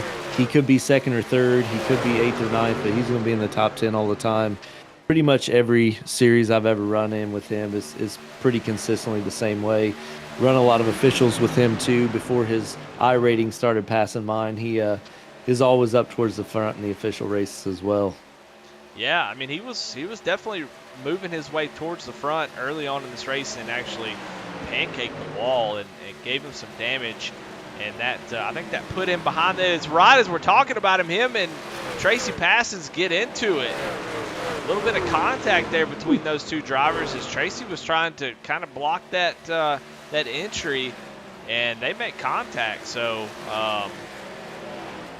if we can kind of go back and watch that, you see, Kip going down the inside, and Tracy really pinching him down on entry. That's a tough call to make. I don't know if they make that corner, even if the 8 doesn't sort of kind of take a right there. Yeah, I mean, that'd be a tough entry for either one of those drivers, but they're able to keep it going. But, yeah, just while we were talking about him, a little bit of contact. But, yeah, I mean, he had some of that contact on the right front early that really hurt him, set him back a little bit. He was making his way up inside the top 10, but a little contact with Tracy Passons. In the beneficiary of all that is Chuck Pegleg Phelps, who's going to take that free bucket of chicken all day, every day. He'll take that free pass to the outside. Yeah, Chuck having a good run. Qualified really well. Man, I tell you, it's so important to qualify well, especially in races here, as putting yourself up front. It's just too valuable. I mean, it's just too valuable, especially in these like track position type races where it's drafty, but you're able to hold off guys, especially at the end of long runs. So qualifying up front makes a huge difference. It's so much easier to start 5th and finish 7th than it is to start 12th and finish 7th. It's just so much harder. So right now, Chuck, even though he started in 6th place, still solidly inside the top 10. Ray Rogers actually starting to close on him here towards the end of this race, like you said, but Chuck having a fantastic run. As we get down to the end of this thing, 5 laps to go. Let's go check out front. Chris Carroll out to a 2.4 second lead. He is a little bit slower that last lap. Don't know if he was passing a lap car, which I believe he was, but I think he has pulled away since the last time we checked in on the lead. He has gained about 7/10 over Chris Bedwell. So Chris Carroll already starting off the season right. And it looks like unless he gets a caution, looks like he's going to be able to take his Oh whistle no, home. don't you put that evil on him. Don't say the C word now. We don't need that. But speaking of up front, the boss man, Double A, Aaron Adcock in the 17, with the same tires as the number 5 champ from 2 seasons ago, Chris McLean, has taken third place and is kind of gapping it. He's got a second lead in third place over the 4th place Chris McLean. So the boss man has come to play this year. I don't know if he said the pressure's off. He can do a little bit more after that big win at Daytona. He's putting that into action as he's solidly in third place with a 1.2 second lead over Chris McLean in P4. Yeah, it's funny once you get that win, how it kind of takes the pressure off, like you said. But you think, well, that means you just kind of ride around the back. No, it allows you to kind of race freely. You don't have to race safe. You don't have to make safe calls for track position or points. You just go all out and get as much as you can. So sometimes it can be freeing, and you'll see guys start to rack off some really, really great finishes and even some wins after they get that first win out of the way. So you're absolutely right. Aaron Adcock up 17 spots. So he is currently the Kyle Roberts Handmade Leather Hard Charger Award winner if he stays where he's at. White flag is out, though, for Chris Carroll. He's got to make just 4 more turns, and he is going to win his first race of the season here at Las Vegas in race number 2 of the Apex E-Series Showdown. He drives down into turn 3 and 4 with a comfortable 3-second lead. And comes off turn 4, Chris Carroll. He is going to take the win here in Vegas and lock himself into the playoff. He won the first stage and the race. Max points here for Chris Carroll as he takes the win. Chris Bedwell comes home in second place. Aaron Adcock in third. Chris McLean in fourth. And Kyle Roberts able to get that top 5. We were talking about that, able to get it done. So pretty good race. I enjoyed that quite a bit. Wild race early, especially for the stage break, and then had a nice green run there with 2 green flag pit stops. That's the way we like to see it done. So Apex delivered again. So let's talk about the results, and we'll get in some interviews, and we'll get out of here. Yeah, Eddie, I just want to thank you before you start interviewing. I wanted to say thank you for letting me come up here and enjoy with you in the booth. Appreciate all you do. You're amazing. Your broadcasts are always top notch, and just certainly appreciate your calls every week and all you do for the league. I appreciate it, man. Well, Chris Carroll, Chris Bedwell, Aaron Adcock, your top 3. Chris McLean, Kyle Roberts rounds out your top 5. Michael Nash, as we go ahead and get the post-race up in just a second. But Michael Nash in 6th, Josh Lokovitz in 7th, Charles Stevens Jr. in 8th, Ray Rogers in 9th, 10th is Chuck Feltz, Daniel Holcroft in 11th, 12th is Tracy Passons, Kip Easley in 13th, Matt Clement in 14th, Garrett Kinder in 15th, Alan Smith in 16th, Stephen Ayers in 17th, Mike Presley 18th, 19th is Anthony Edgerton, 20th is Anthony McPherson, 21st is Dana Shepard, 22nd, James Kunkel, 23rd, Willie Evernham, and George Williams rounds out the field. He's still sitting on pit road in 24th. So a really, really fun race. Let's get these post-race interviews going, and let's talk to our winner, Mr. Chris Carroll. Find him down here. Let's bring him up into the booth. Chris Carroll, this is Eddie Smith in the booth with George Williams. Congratulations. You got me? I got you, Eddie. Thank you, sir. Congratulations. Won the stage, also the race. You seemed like you had that little extra bit that you seem to always have every week last season. And you got a new team this season, but same old Chris Carroll as you dominate the race and get the win by almost 3.5 seconds. Talk about your race, man. How'd it go for you? What was your strategy, your plan, and how do you feel that it worked out? Well, I had a plan from the get go. We were kind of deciding what we were going to do on pits, halfway through the race, but I figured it out with about 70 laps in how to drive the truck. It was tricky out there. It was pushy, and then it would do different things in the corner over the bumps, and I figured out some stuff late in the race there with running with Bedwell. I was running behind him, and that was really the difference. We those guys give me a chance over there.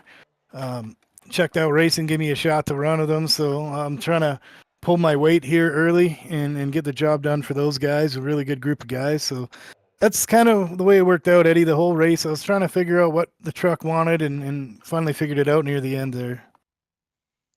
Yeah, talk about that green flag racing, those green flag pit stops. Able to pull a nice gap right before the first green flag pit stops, and when y'all came out nose to tail.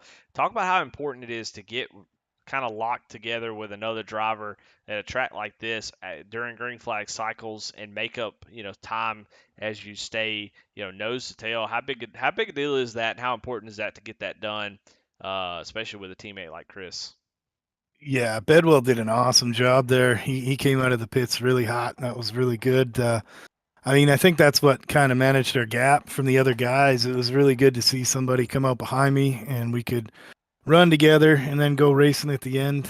Bedwell's great dude, really good teammate. Had a lot of fun racing with him a few weeks I've been here, and I think the two trucks together make speed, and I'm not sure how the other guys shook out in the back, but I think we made a lot of speed together in that race and helped each other to the front.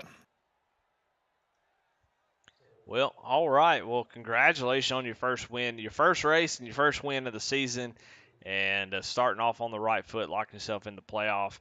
As always, Chris, congratulations. And who you got to thank? Any sponsor shout outs? Well, I got to thank these guys. Checked out racing, give me a spot here and a chance to help them win a team championship. And got to thank Five Kings and USAFirearms.com. Brian Zerman powers his truck, so he gets me into all kinds of stuff I wouldn't be able to get in. So got to thank you for the broadcast and Aaron Adcock and all the guys that work really hard. I know it's not just Aaron. There's a lot of guys that help him out, I'm sure. And got to thank my folks out there for watching and all my friends and family. I got Road to Pro this season, so for the first part of the season, we're going to be running a limited schedule, and after that, we run the full schedule. So I got to thank all those guys for watching and watching my limited schedule, Eddie. All right. Well, good luck to you there. Congratulations on your win tonight, though. Congrats, Chris. Thanks, George. Well, there you have it. Winner tonight, Chris Carroll. Let's talk to our second place finisher, which is Chris Bedwell. Chris, this is Eddie. George in the booth. You got us? I got you. Both. Man, fantastic race. He led a lot of laps up front, pretty much the whole race. There at the end, just kind of lost Chris Carroll. He kind of pulled away from you there after that green flag pit stop. But you made all the right moves, just come up a little bit short. But second place, nothing to sneeze at, especially not in this series. Talk about your race, man. How'd it go for you? It went pretty good. The truck just wouldn't turn in dirty air, but I got the lead at some point, and you could drive off the right rear, and then it felt really good. Felt like you were Superman, sliding the rears, and then as soon as Carroll figured it out, he's motored by me, and then the front end was gone. I couldn't do anything with it. But he's our rabbit. We chase him, makes us all better, and but it was a fun race, kind of long. It's been nice to have a caution in there at the end just to group us all back up together. Well, in the Apex series, we don't get those cautions like that. So Not very often. Yeah, but very fun race. Did you think maybe, being that Chris Carroll's sort of a new guy to the team, you thought about maybe throwing some team orders and say, no, you got to stay behind me here at the end of this run? No. I'm just glad that Checked Out Racing was 1-2. I recruited him hard over the off season. He was just going to run as a free agent, and finally convinced him and just to come run with a bunch of good guys, and George and Dana and Tony, and told me to have fun, and I think he is. So when you're having fun, you're winning races. Yeah, talk about that racing though at the beginning of the race for the stage break. I mean, the racing definitely was different. I mean, the first 30 laps versus the last little bit was just completely different. What was the racing like up there at the beginning? How much more stressful did that stage make that racing early on? It was definitely tighter because the draft was so important. But still, the leader still had all the marbles because they could pick their lane that they wanted to run in and have all the air on their nose. Second, third, fourth, you didn't have any air, so you'd back up in the corners, but then you'd come right back up on them and the straightaway. It was just tight.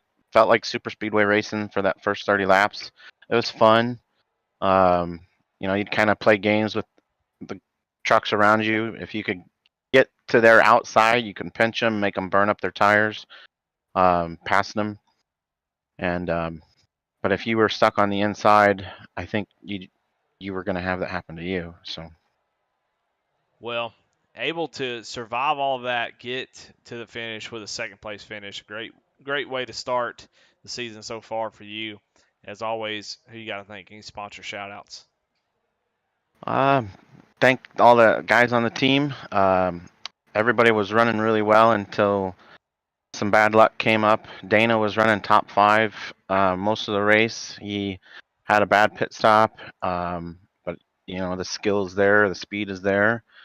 Chris for joining the team and bringing us a win. George for our comic relief, and he was going to have a good run and just brain fart, I think.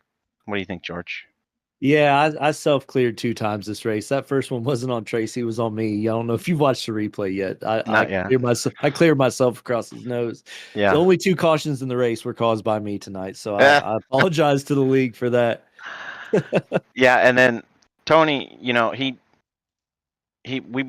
Chris and I passed him to lap him, but it felt like he was hanging with us there for a good 10, 15 laps. So his speed's getting there. And we just work on some racecraft and consistency and get everybody better. And Chris Carroll's making everybody else better in the league. So just really enjoy running this every Thursday night. Thank you to Aaron for putting it on. Thank you, Eddie, for broadcasting. Apex for sponsoring the series.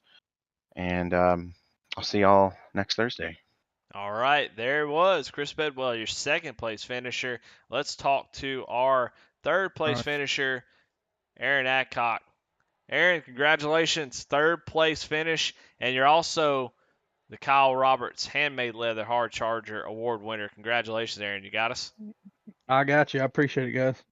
Well, man, a wild race for you. I mean, you got caught up in that first accident, but then we're able to just kind of blast through the field. And I'm going to be honest, I missed it. I'm up there watching the race up front, and next thing I know, I see the 17 come flying by on the outside, just making big moves there. Talk about that first little stint and what you were doing. How were you able to make up so much time after that first incident? Well, actually, I'd like to announce that I did not hit anything. so that's one thing. I was able to dodge it, and everybody went the right direction. And I learned. Somebody told me if you go to where the wreck is currently taking place, more than likely the wreck's not going to be there.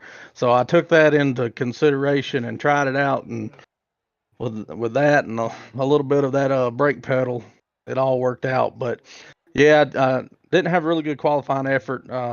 I almost shouldn't have even qualified. That's how bad it was. And a little mishap there on lap 3 that kind of got everything stacked back up, and just was able to take advantage of some other people's misfortune and some guys that gotten caught up in wrecks and going down pit road and stuff. I was able to gain, I think, about 10 spots that way. And then, yeah, I knew that I was going to change tires after lap 30. And I was just putting it on the middle, running qualifying laps, and for some reason with Vegas, you can kind of run that middle lane if a truck's below you, and it kind of holds the truck down a little bit. That's below you to where they can't really get off of the corner really great, and it kind of helps you keep the momentum on that corner exit.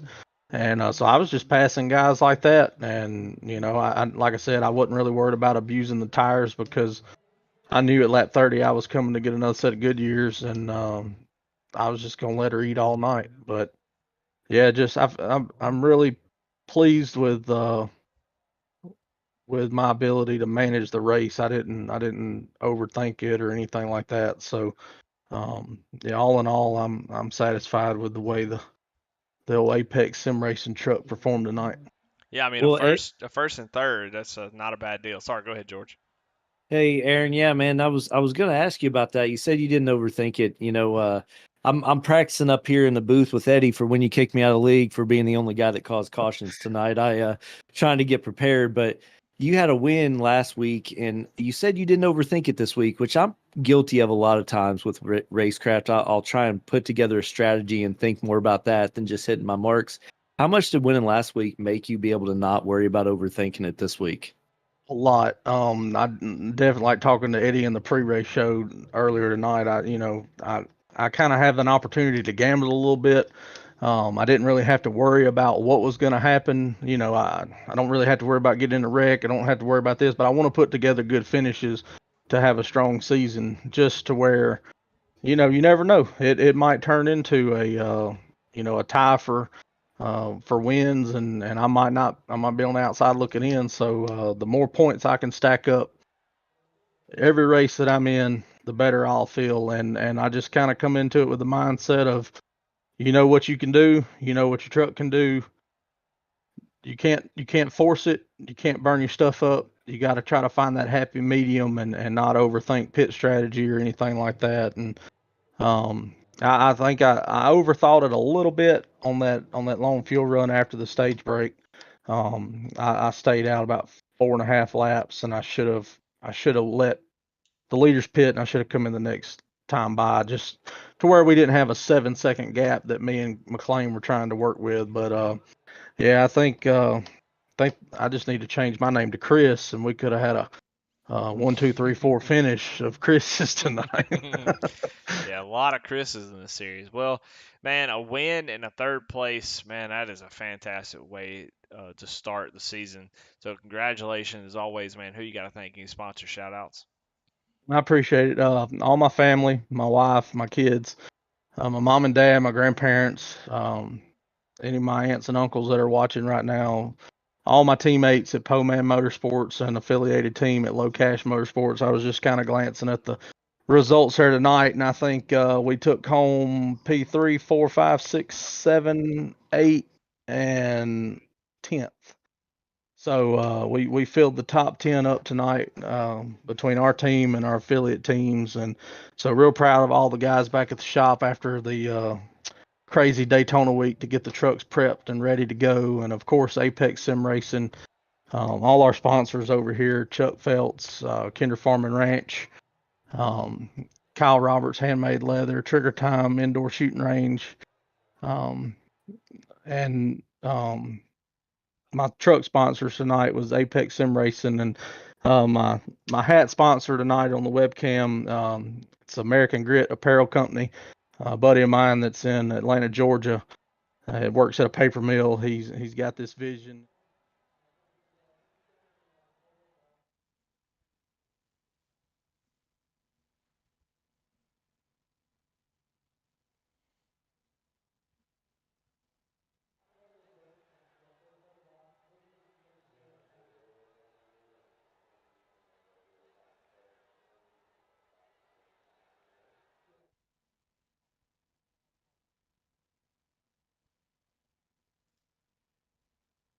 Of course, Rebels Racing Network, and your special guest George Williams tonight. Absolutely. Well, congratulations again. Looking forward to the rest of the season, Aaron. I appreciate it, Eddie. Thank you. Well, all right. Still got one more to give out. I think I'm gonna give it out to no, the number 8, Kip Easley. He is going to be the Trigger Time Indoor Shooting Range Jammed Up Award winner. As just a couple times, just saw him he pancaked the wall, had a good run going, then got into it again with Tracy Passons and lost a couple spots. Still ended up in 13th. Gained a lot of time. So uh, unfortunately, the Jammed Up Award winner goes to Kip. I think he could have had definitely a better finish. Just a couple issues that jammed him up, and so that's why he's the award winner. So congratulations to him. Hate to give that award out, but somebody paid to have that one. So, but I think he definitely deserved a little bit better finish than what he got tonight. So, but I'm sure as the season rolls on, he'll be able to get that done. So thank you to Trigger Time Indoor Shooting Range for sponsoring the Jammed Up Award tonight. Well, George, I think we're going to call it, man. I don't think we got much else to say. We done said almost everything else. And, man, it's just been a really, really good start to the season. And thank you for jumping up in the booth, George. It was a lot of fun. Hey, it was my pleasure, Eddie. Thank you so much for having me. We're gonna put this finish for myself behind me. They say what happens in Vegas stays in Vegas. So we're gonna leave this bad taste right here, and we're gonna move on to have fun next week. I told my teammates when they said, "Oh, well, you can stay in. You might pick up some points." I said, "I'm losing a third or 3/10 a lap in the draft." I said, "I'm not here for points. I'm here for fun, and I'll have more fun hanging out with Eddie up in the booth because you always make the broadcast fun, buddy. I appreciate you.